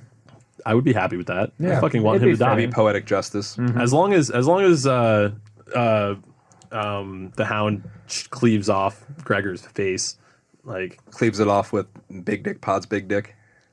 He just turns left Christ, and TJ. swings it. Jesus Christ, TJ. Jesus Christ, Chris TJ. likes that idea. No, Chris I want to see. Chris likes it. I don't like Shut it. the fuck up. That's a pan shot, TJ. No, I want to see. I want to see shot. Sandor literally grab the mountain's head and crush it the way the mountain crushed Oberyn's head. Yes. I want to see that happen, but I want to see the mountain about to put the Hound in the fire, and the Hound like face his fear of fire, and then somehow like use the fire to like kill his brother. Maybe he like throws them both into the fire. Maybe they both burn to death. They both burn. That'd be something. I don't want Sandor to die. I don't either, but I don't know. I think. Well, at least I want him to die in a way that's more filled with more valor. But that is in a way because he finally got over his fear. Like the thing that's defined his character is that he is completely fearless to everything in the world other than fire. Yeah, like even Arya's like, "You're scared of fire. I see it. You look like a little girl." I guess I just want to see him rise beyond his feud with Gregor. Like I don't want his character arc to end with him finally getting his. Like, and we know he's revenge. capable of it, right? Because he played like the father figure to Arya. Right. He's been cool with the brothers. He had that redemption of burying the bodies, and he went to that township that was building. Oh yeah. And he went north with the A-team. Yeah, right. Over the wall A-team. And I think that I want to see him kill the mountain and then die. If he's going to die, I want to see him die fighting the White Walkers. I do like the idea we talked about earlier, though, of him becoming like the Lord's commander of a recreated Night's Watch. Oh yeah, that would be pretty cool. That'd be pretty cool. So that all stems from an idea we were talking about. You had seen a different podcast talking about Game of Thrones. Yeah, right? I listened to a lot of Game of Thrones related podcasts. There's one that The Ringer does called Binge Mode. Big shout out to Binge Mode. Those guys are fucking awesome. But they had this thing they were doing where they were like, if you could put together like a fantasy Game of Thrones league. not a league. What the fuck is it called? The King of the Seven Kingdoms. The Grand Council. Yeah, the council. Like you had like you could take like a ruler to sit in the Iron Throne. Who would be like their council? And you had to pick like a master of coin and a master of war and like master of law, the head of the King's Guard, and head of the King's Guard, and the hand of the king or queen, whatever. You had to pick all these positions and kind of justify them. And Ben and I were kind of talking about that earlier, and we didn't end up like incorporating into our notes for this episode because we just had so much else to talk about. But I was saying like, because one of the things they suggested is like, what if like Jorah like go like be part of the Night's Watch, and I like really loved that idea. And then you were like, what if the Hound did?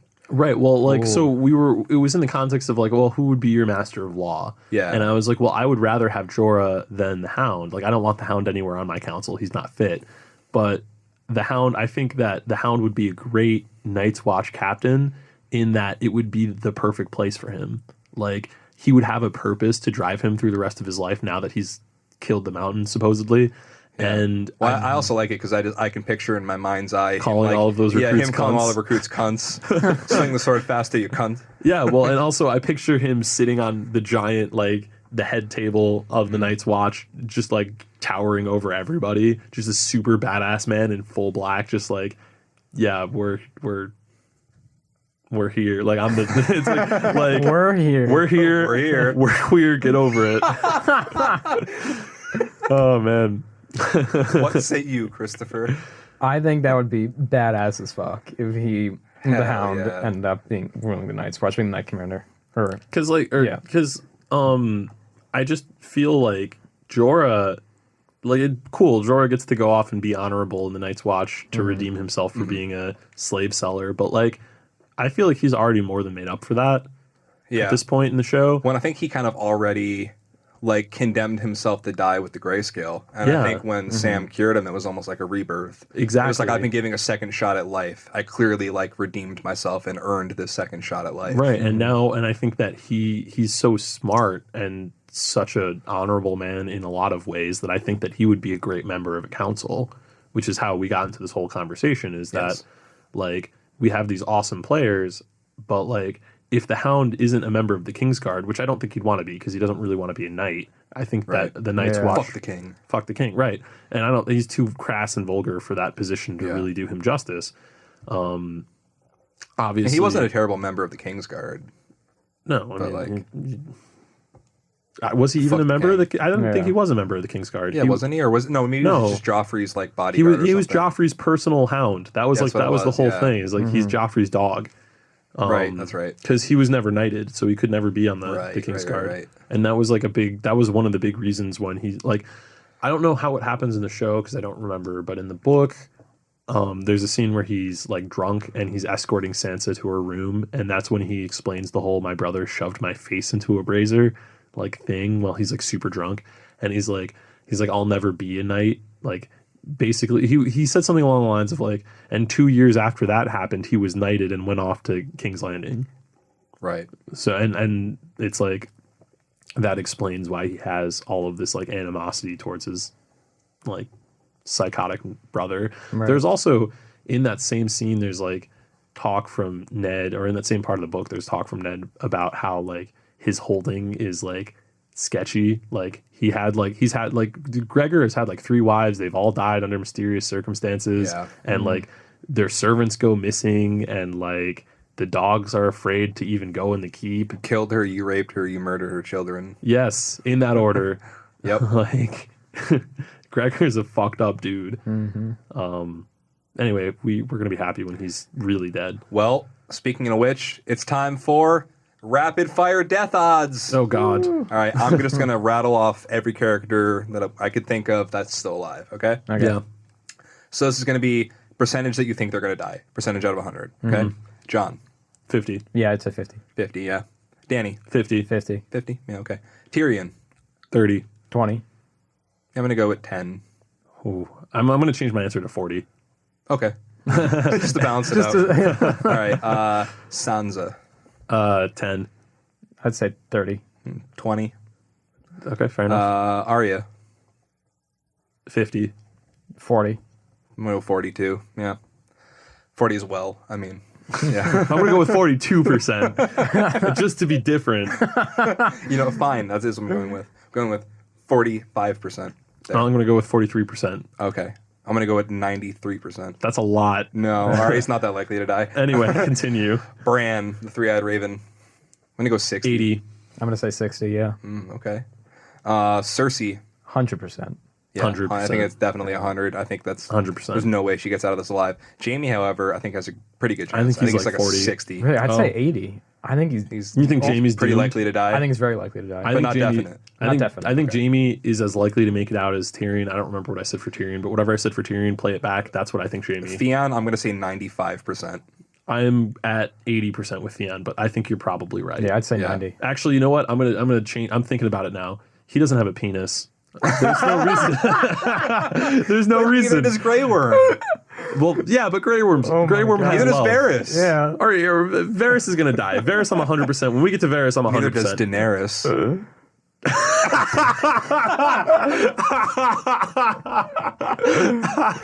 Oh my god. Great. Oh All right. my. I just turned that on you, motherfucker. Oh my god. All right, but I'm just gonna say Grey Worm has love, so he doesn't need a penis. Theon loves his sister. That's wrong. Yara, I think it's a 60% chance. Yara, I'm at 60. I'd say I'm 60. I'm gonna agree with you on that one. Shadavosh. I'm going to say 30%. I'm gonna say 40%. I'd say 40. Okay. I'm gonna go with 50. I think. Sam He's Tarley, half-half. I'm going to say 0%. I'm gonna say 35%. How about his girl Gilly? Ooh. I'm going to go 20%. I'm Yeah, gonna go 20. about 20% too. I think that he's less like. I think he's more likely to die than Gilly actually. I can see that. Yeah. I Because still hold Gilly for has a zero, baby to though. take I care don't of. know. Yeah, that's true. A baby named Sam. Yeah. Yeah. Which Sam is gonna die? Ooh. Find out soon on Game of Thrones. Varys, who has to die in this country 100%. just like 100%. Melisandre. I'm I'd going to say go like 90. 90, yeah. I'm going 100. He's dying. He's not making it. Jorah Mormont, I'm going to go 90. I'm gonna go I'm 95. at 90. I think Jorah's he's definitely dying, yeah. Jorah's I'm sacrificing going to give himself. Tormund a 70. I'm gonna give Tormund a 72. Give him a 65. Actually, I just so cool, Tormund. man. Yeah. Tormund. You know what? I'm gonna go with you, Chris. Tormund is such a player. Like I feel like he has to exist. He has to survive just so that he can drink and whore.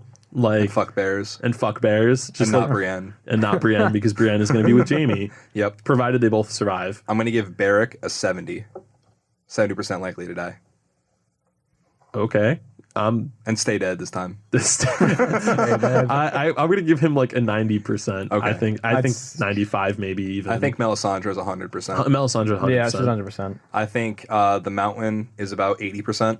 I think the mountain's 100%. Yeah, I you think the think Mountain's so? 100. I think it's Oh, definitely wait, dying. wait. Yeah, the Mountain's 100%. I'm sorry. I was thinking the Hound. I think So the Hound is 80%. Sandor is for me a 60%. I'd say 70. You're probably the closest. Yeah. That's the average of our two. Yeah. Brienne of Tarth, I'm going to go 5%. Really? I think she's really likely to get out of I this think there's a alive. possibility that she dies, but she probably won't. I'm with you there. She's too noble to. She's survived this far. Yeah, that's she's true. a great fighter. She's got no reason to get divine punishment, and I don't think her arc is finished either. Yeah, she's not. It's not. Yeah. She's no. I. For I'm with Gendry, you. I'm going to go 20%. I'd say 20 as well. I think his character arc. I'm gonna go go somewhere. 25. Bronn, I think he has about a 50. I'd say If 50. he factors into this All all, right, if he doesn't just so, run off yeah. and steal a castle. So I think there are two possibilities with Bronn. I'm inclined to go with 50, but only because there are two possibilities. I think Okay. he either chooses to fight with them and lives, or he chooses to fight with them and dies valiantly, Okay. like giving up his self. Because I think no matter what, he's going to go with, the Lannister brothers. I think He's he gonna go either join he their either, noble he either side. dies for Tyrion and Jaime, or he survives the fight. I think it would be poetic for him to die because it would be like all he ever cared about. Like he never cared about the noble cause. It was just I want a castle, I want want a my wife, gold. I want gold. Yeah. That's all he cared he about. wants a name, castle, and gold. And so it would be, I think, poetic to his character To for die him for like- somebody else. You're right. I agree. For honor. I agree. And so I think that they might keep him alive just so that he can achieve those things. But I think it's maybe even more likely that he dies to be a noble character. Yeah. I'm going to say 100% for Qyburn. I'd say 90, yeah. Qyburn's Qyburn's toast. Qyburn has divine punishment coming his way the same way Joffrey did. What about Grey Worm? Grey Worm? I'm going to say 95%. I think he dies in battle. I'd say 80. I don't know. I think 80's fair too. I don't know. I can't place it. I think you're probably right. He's probably going to die in battle, but I don't want him to. What about his lover, Miss Andy? I think that if she's like a 30%. I think she's less likely to die than him. I actually think there's a good possibility they might both die together. Ooh. I think that I'm going to give them both a 50%. Okay. Because I think that there's a chance that either they both survive, he dies, or they both die together. And so even though she ran off, I don't think her story is over, is Mira Reed.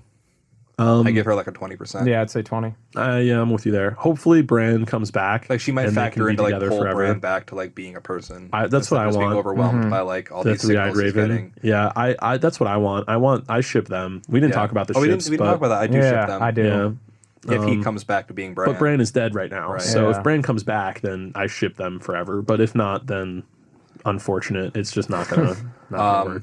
What about the dragons? Especially Drogon. They're all dying. Yeah, I think all dragons are dying. They're all gonna die. I think they're all gonna die. What Such an unfair Ghost? advantage. I think Ghost will die if Jon dies. Yeah, I agree. But if not, I think so. I'm giving Ghost a 50 because I think if Jon survives, I think Ghost will survive. Yeah, I give all three dragons a 100%. I didn't actually say it when we were talking about it, but yeah, I think because I think if Dany doesn't die, I think that's how she kind of becomes a person again, tragic figure, and a person again. In a lot of ways, she has to learn how to like be powerful without like the center of her power, which has been her dragons. She has to just be powerful as her own person. Yeah, which I think is what her character is leading to. If she doesn't become Mad Queen, right. Well, those are her two options: is become crazy or become great. And again, I agree with you guys. I think Ghost lives if Jon lives, and dies if Jon dies. Nymeria, I'm not so sure about. I'm giving Nymeria like a 75%. Say 70. I think that even if Nymeria, either Nymeria will die quickly and become a white, Ghost, or I'm not Ghost, a White Walker like version of a direwolf, or like Nymeria, the Blue Eyes White Dragon, like the Blue Eyes White Dragon, or that Nymeria will die in fighting and won't come back, or I think that I have this really, really strong suspicion that Nymeria is going to turn into a white, and then Arya's going to have to kill her. I do really like that concept now. Yeah. I've been talking about it. One last one, the Night King. 100%. I don't know about 100. I'd say like 80. 90. I think there's a chance that there's a chance that the show ends with just winter and everyone's dead. I don't like that ending. It'd be so bleak. Yeah. I don't like that ending, but it's possible. So right for the show in a lot of ways. Oh, I'm sorry. One more. Hot pie. Hot pie. 100%. No. How dare Hot pie is going to sit on the throne. What are you talking about, TJ? Yeah. Hot pie. Hot pie 2020. Hot pie 2020. Hot pie for president. All right. That said, most likely major house to exit the show intact. I nominate House Stark. I think that's a no-brainer. Yeah, I agree. I think that's House Stark. I think that was a But I think Lannister has a great... Well, I don't know. I don't think... I think... Well, if you have to go most likely, right? So, like, I think that the House Lannister is like 80% likely to have one survivor, Tyrion. At least. Maybe Jaime. Maybe Jaime or Tyrion. One of them is going to survive. Right. It's not going to be Cersei. I think the Stark, first of all, they have the most people to survive them. That's true. So they've got... But the battle's coming to them. That's true. That's true. I mean? The fight is coming directly to them, to their ancestral home. But they'd have to kill Sansa, Bran, and Arya, and kind of Jon. I mean, Jon's a Targaryen, but Jon's also a Stark. He's a Stark at heart. Well, and he thinks he's a Stark right now. Yeah. And if he never finds out he's a Targaryen, then... He will. He will. He definitely does. Okay, so Ben's like, what the hell, guys? Come on. I'm just going to say right now, what if they don't ever... What if he never finds out? Think about it this way, right? As a writer, you're writing a show and you're trying to titillate your audience. Okay, and you can't use titties anymore. See what I did there? Anyway, so look at the history of the show so far. Near misses constantly. Bran almost seeing Jon. Arya almost seeing any character in the show while she's on the run. Like, this is what they do. right? Like, all right, John's finally going to find out. It's confirmed for us, and he's finally going to find out, and we're going to get to see what happens. By that same logic, we don't get Clegane.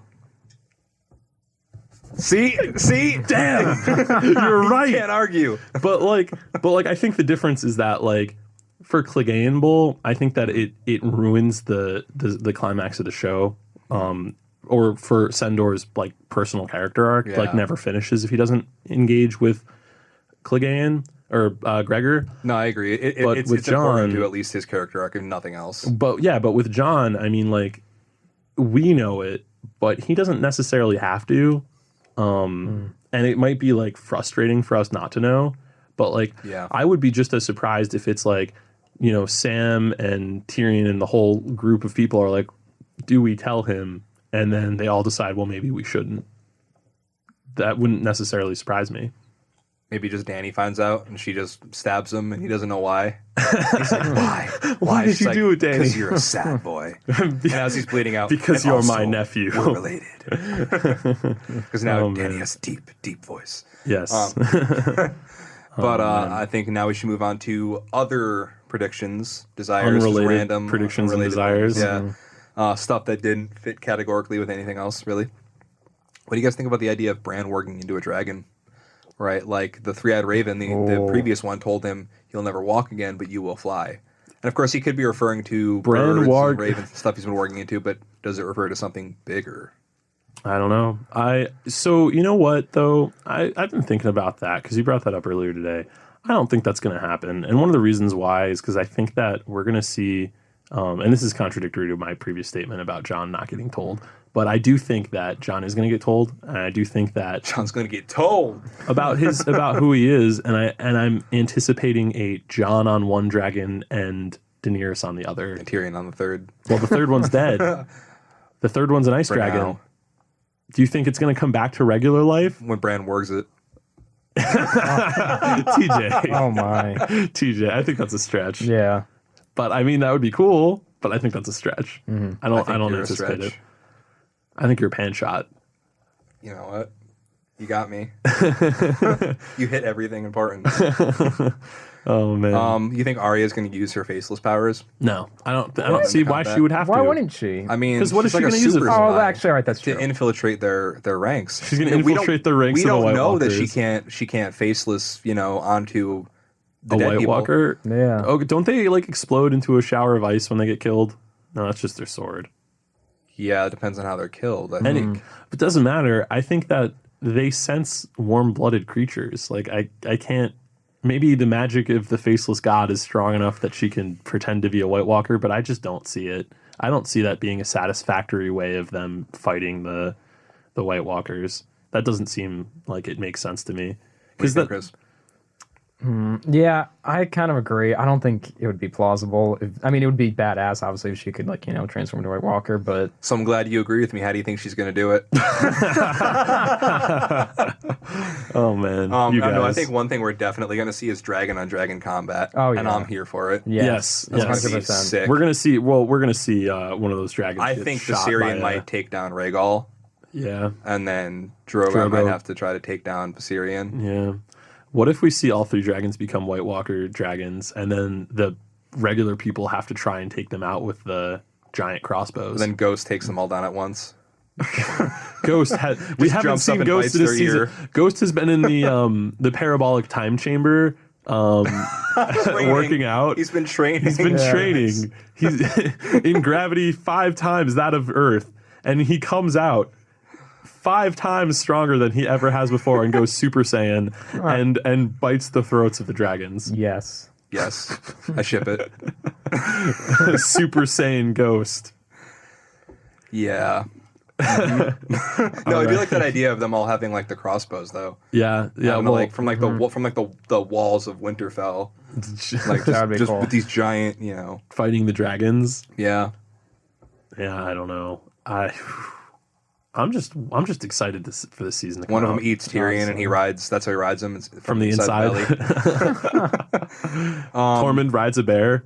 So, I told you guys about that dream that I had the other night. Oh yeah, this is a crazy idea. Tell the audience. All right, hear me out. What if somehow they get back down to King's Landing, and Jaime and the Hound storm the Red Keep, slicing everything in their path on the way to kill their siblings. we were thinking about Clegane Bowl, but this is like a step beyond Clegane Bowl. Yeah. This is like divine justice. If Clegane Bowl was WrestleMania, this is like WrestleMania 2. Team, and they're like, we got to up the ante. Tag team cage match. Like, this is...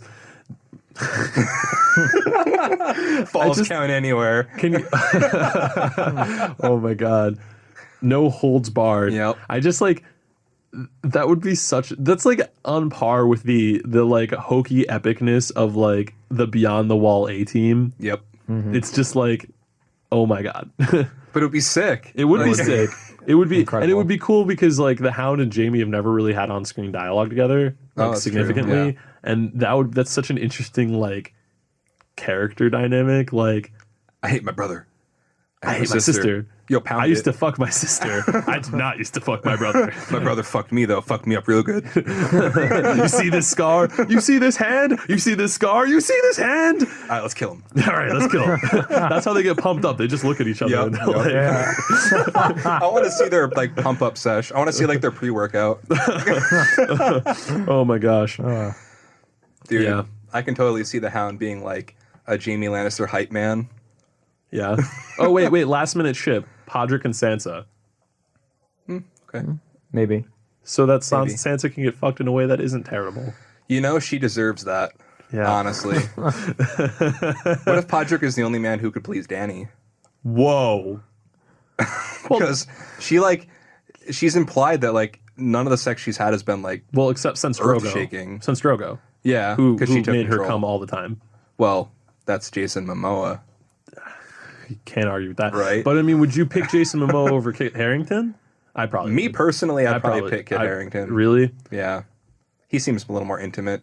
Yeah. I feel like Jason you know just what? dominates you. Yeah. And you let it happen right. because he's Jason Momoa. Jason Momoa. No, you know what?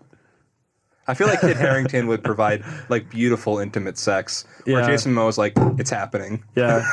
No, Bend over. Kit Harington would give you that rose petals There's on the foreplay bed. with Kit Harington, Yes, right? yeah, I think yeah. Jason's just right He goes to, like, down on take you, your pants off. like yeah. This is happening. Yep. Jason Momoa like hangs you from your toes and just like Yep. goes at it. Jason Momoa's like, here's the KY, make it fast. Yeah. No, Kit Harington's Kit Harington's like buying you lover. flowers and like the whole day He butter. nibbles on your ear. Yep. Chris is like, I agree. This I is a concur weird on every point. conversation. Chris, come on. Which one It's do you Game of pick? Thrones, bro. Oh my We have sex God. position going on here. You have to pick one. Do I have to? Yes. Oh my gosh, I don't want to. You have Jason Momoa or Kit Harington. I guess Kit Harington. See? Okay. He's We're all in beautiful. agreement. He's so then. There we beautiful. go. We're all in agreement. Yep. But like we can put a poster of Jason Momoa up on the wall, maybe with no shirt at the time, That's true. and then we can all be pleasured. Right. You can look at that poster my of Jason gosh. Momoa while you're getting pleased by Kit Harington, and he'll get jealous. And then What is going He'll be on? like, are you thinking about me Oh my when we're God. doing it, or are you thinking about somebody else? Rose will Be like, walk "Listen, in and Kit." just be like, What the hell is going on? and then we'll look over in shame. Be like, you know nothing. Honestly, if it were me, I'd just be like, "You're welcome to join." Yep. Honestly, your husband is beautiful. And I'm so sorry. are you. And so you're are beautiful you. too. Let's just have a big, like, beautiful orgy. We're here for a good time. God, not a long time. Wow. I wonder if anybody is still listening at this point. I hope they are. I hope they are. I know I would be. It's too good, man. It is. Off the fucking rails, but good. Yeah. It's something. Yeah. But yeah. Yeah. Yeah. Yeah. So We're just thinking about just our one more. man crushes. I'm gonna just say, speaking of these beautiful, beautiful people, I think, and I don't think this is a hot take or anything, but I think at least Jon or Dany will die. Like Yeah. they might Yeah. both die, but I don't think there's any way they both survive, unless there's like a huge factoring of like all of her dragons die. Maybe that's the way they could both live, or yeah. maybe they have a baby and it dies or something. But I truly don't think there's any way they both survive. I want them to, but I just don't think that's how the story ends. All right, Yeah, I I agree. think that's the least likely of the. All right, so like of all the combinations, they both die. One of them lives, the other one lives. and they both live. I think they both live is the least likely combination, but I don't think it's unlikely. I think it's like, because I think that it's possible, provided that Dany becomes grounded and Jon stops brooding. Like, I think if they Stops both being a sad boy. Yeah, I think if they can both complete their character arcs, then they can be together and it can be fine. But like, if they can't, or if Dany becomes the Mad Queen type crazy Targaryen. What if Jon becomes the Mad Queen? If Jon becomes the Mad Queen, Mad Queen. Hey man, I'd be a part of his kingdom. Yeah, honestly, yes, Queen. Yes, Queen.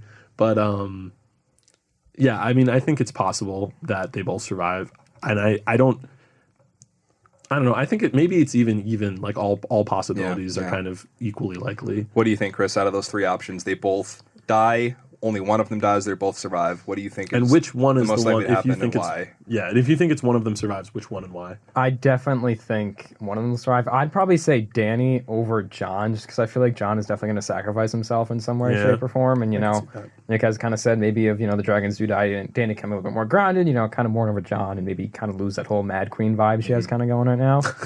But I think at least, at the very least, one of them's going to die. Jon does owe the Lord of Light a life. Yeah, he does. He does.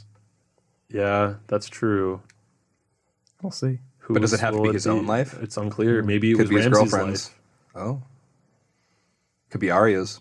Oh God, that would be bad. Yeah. That'd be a battle. No, Jon would Maybe lose. it'll be Jorah's. Jorah sacrificing himself for the cause, so that Kit Harington can live forever.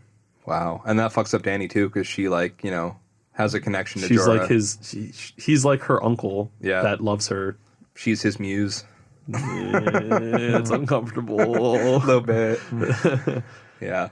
Also, just a tangent. Grayscale. Fungus? Question mark? Kind of.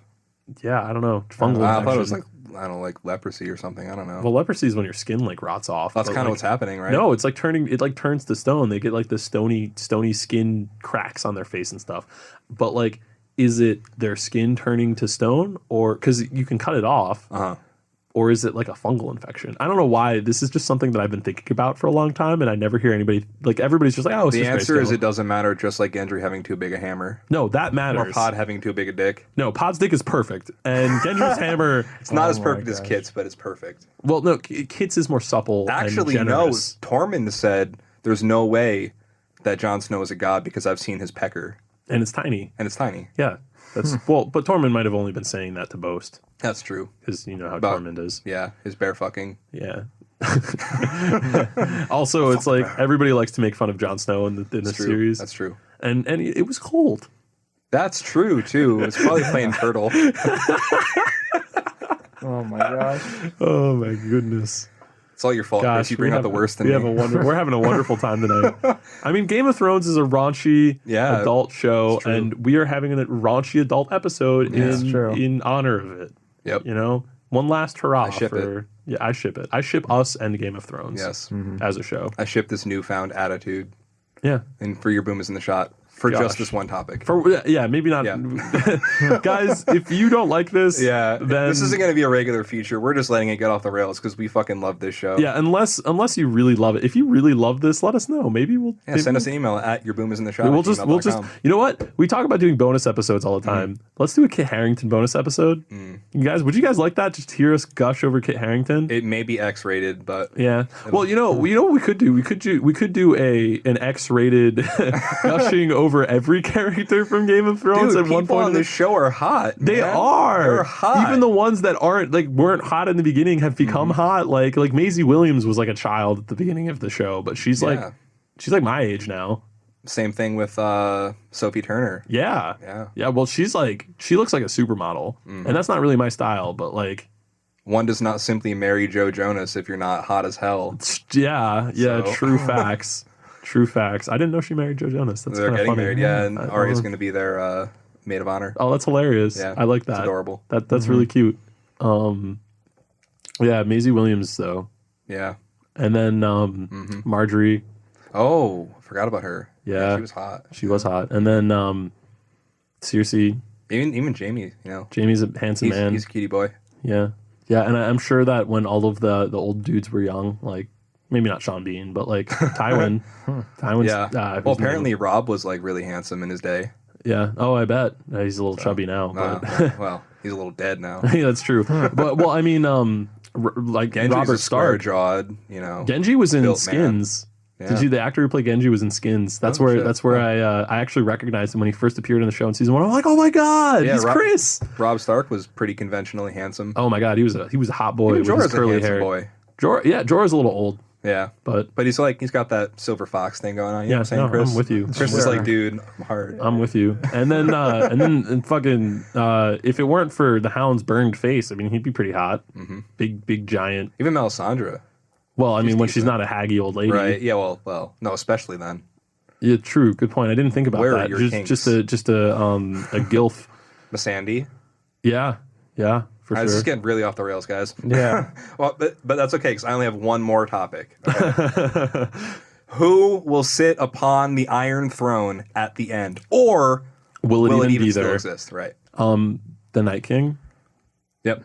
That's the real end of the story, guys. Everybody dies. It's winter forever. The Night King sits on the Iron Throne. I think the Iron Throne I don't think the Iron Throne will survive the show. Well, so Dany, we mentioned this last episode real briefly, but Dany did have, when she went to Karth, she had that vision of the Iron Throne covered in snow. Yeah. And the Red Keep and Rune. So that's a possibility. Yeah, that's true. I mean, I think the Iron Throne won't survive. Will the characters of the show survive? I don't know. I hope so.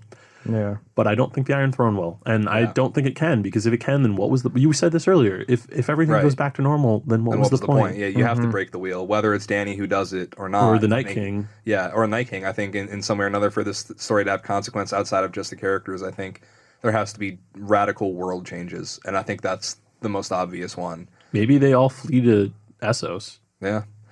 Yeah, because maybe Westeros just becomes like a domain of like the Night King people, but because they can't swim, they don't travel. So it's just like the continent of the White Walkers and the infinite winter. Yeah, why not? I mean, there's no reason why not. Yeah, other than the free city of Bravos is pretty nice this time of year. Yeah, it's pretty nice all times of year. That's true. Man, except for like the assassins and thieves and beggars. Right, and forgot whores. about those guys. Yeah, and the bank. Right, the evil Iron Bank. You know.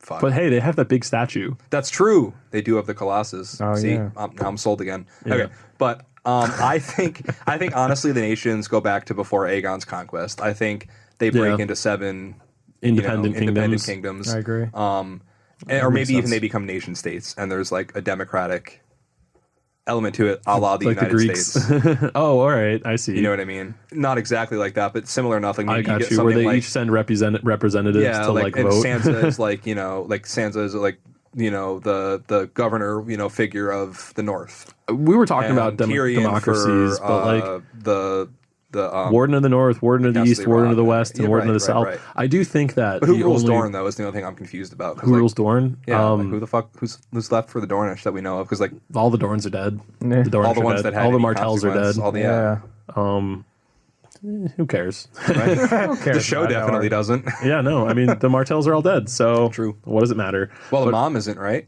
Maybe she breaks out. Yeah, I guess She's it's just like possible. watching her daughter rot away. I guess that's true. But anyway, I think that the only way that we can see some sort of different political system is if like 90% of the characters die. Yeah. Yeah. Because like you have to including ones that we don't want to die. Right? Because I think you have to wipe away the slate for like everybody has to be on the same playing field. Though I think Tyrion is like the best candidate to make this change happen. I agree. I think that's valid. Yeah. I couldn't go through a whole episode without saying it, but I think that's valid. You went through a whole episode though, a few whole episodes without talking about Rosemary's Baby. Yeah, well, that's only a meme, so... Well, with that said, guys, everyone dies and it's winter forever. Goodbye. Goodbye. No, okay, I'll do an actual outro. All right. So this has been... I was worried. Yeah, we can't end the show like that. That's too bleak, germ. All right. I mean, hey, at least our episode is finished. That's valid. We're not dangling 2 more releases over people's heads, or are we? Thank you, Chris. Thank you for coming. Yeah, thank you for having me. This has been a ton of fun. It's definitely been fun for Ben and I. Oh my gosh, we went a little overboard. Yeah, maybe, but it was a lot of fun. Yeah, I'm glad you had fun, buddy. Thank you for coming on. Thank you for having me. We'll have you on again, man. You were awesome. Ben, all right, this was weird. No, it wasn't. But TJ, it was beautiful. Accept it. It was beautiful. It was beautiful like Kit Harington's butt. It's like perfectly round and symmetrical. I know, right? Beautiful. It's like 2 big mounds of snow. All right, guys. From us at your Pumas in the Shot to the rest of you, we love you. Winter is coming.